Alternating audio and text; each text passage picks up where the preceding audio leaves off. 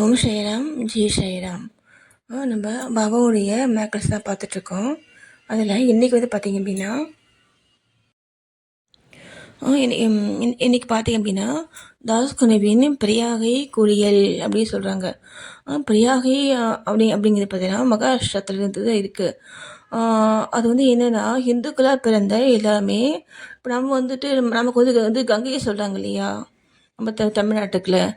அது மாதிரி அந்த அந்த ஊர் மக்கள் வந்துட்டு நம்புறது என்னென்னா அந்த பிரியாகையில் வந்து போய் குளிச்சுட்டு வந்தோம் அப்படின்னா நம்மளுடைய அந்த பாவங்கள் எல்லாம் தீர்ந்து நமக்கு வந்துட்டு ஒரு நல்ல வாழ்க்கை கிடைக்கும் அப்படிங்கிறது. காசின்னு சொல்கிறாங்க இல்லையா நமக்கு, காசி நம்ம வந்து நம்ம ஊருக்குள்ள காசி கங்கை அது மாதிரி. அது மாதிரி அந்த டாஸ்க்கு வந்துட்டு நான் வந்து பிரியாகை வந்து போகணும் அப்படின்னு பாபா கிட்டே சொல்கிறாரு. பாபா வந்துட்டு என்ன சொல்கிறாருன்னா,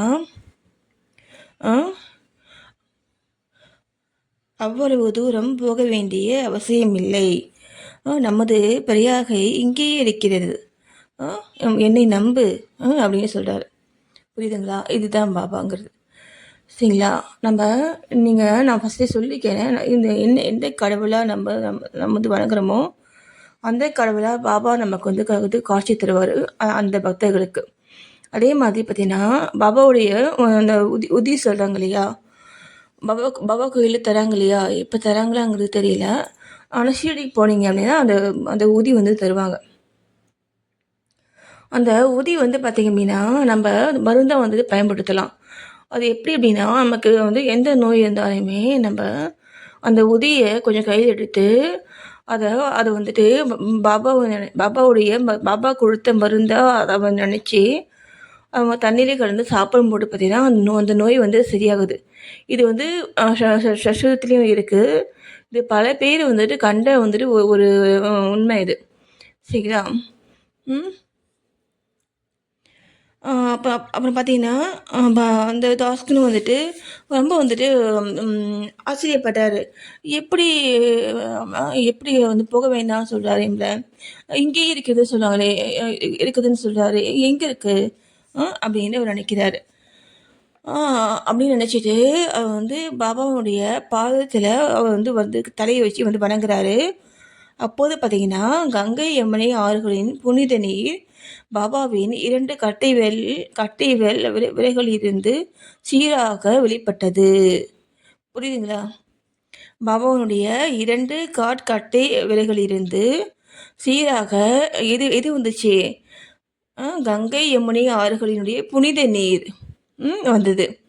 ஓகேங்களா? இவ்வாட்சியத்தை கொண்டுட்ட தாஸ்கனு அன்பு ஆழ்ந்த மரியாதை உணர்ச்சியினால் பெரிதும் கவரப்பட்டார். ஏன்னா இது வந்து யாராலையுமே செய்ய முடியாது இதெல்லாம். சரிங்களா? பாபா வந்துட்டு அவர் பெருமையை பேசணும், அவர் காடு அப்படின்னு அவர் வந்து சொன்னதே கிடையாது. அவர் வந்துட்டு என்ன சொல்லுவார்னா, எல்லாருமே காடு தான், அவர் சொல்கிறது தான் நானும் சொல்லிட்டு இருக்கேன். சரிங்களா? நம்ம இங்கே எல்லாருமே வந்து பார்த்திங்க அப்படின்னா நமக்குள்ளே இருக்கக்கூடிய அந்த உயிராட்டங்கள் இல்லையா, அதுதான். அததான் வந்து பார்த்தீங்கன்னா பாபா வந்துட்டு எல்லாருமே வந்து ஒன்று தான், எல்லா மனிதர்களுமே வந்து ஒன்று தான் அப்படின்னு அவர் சொல்லுவார். அதே மாதிரி எல்லா கடவுள்கள், எல்லா மகான்கள் எல்லாருமே ஒன்று தான், எல்லாருமே ஒன்று தாங்க. ஓகேங்களா? அப்புறம் பார்த்தீங்க அப்படின்னா அவருடைய கண்கள் வந்துட்டு நீரால் நிறைந்தன. அவர் வந்துட்டு பேச்சு வளர்ச்சியால் வந்து உந்தப்பட்டார். ஆனால் அவருக்கு பேச்சு வரல. என்ன சொல்கிறதுனே அவருக்கு தெரியல. ஏன்னா அவருக்கு வந்து அதான் சொல்லுவாங்க இல்லையா, அந்த அன்பு கலந்த மரியாதை. பாபாகிட்ட பேசவே வந்து பல பேர் வந்து தயங்குவாங்க. ஏன்னா அவர் வந்துட்டு நம்புற மாதிரி அவர் வந்துட்டு இந்த உலகத்தில் இருக்கக்கூடிய அந்த அந்த சூழ்நிலைக்கு தகுந்த மாதிரி அவர் வந்துட்டு இருக்க மாட்டார். அவர் வந்து அந்த சூழ்நிலைகளால் வந்துட்டு அவர் வந்து பாதிக்கப்பட மாட்டார். அதுதான் கடவுளுங்கிறது. ஓகேங்களா? அவர் எப்பயுமே வந்துட்டு அந்த ஒரு மௌனமான அந்த ஏகாந்த நிலையிலே தான் அவர் வந்துட்டு இருப்பார்.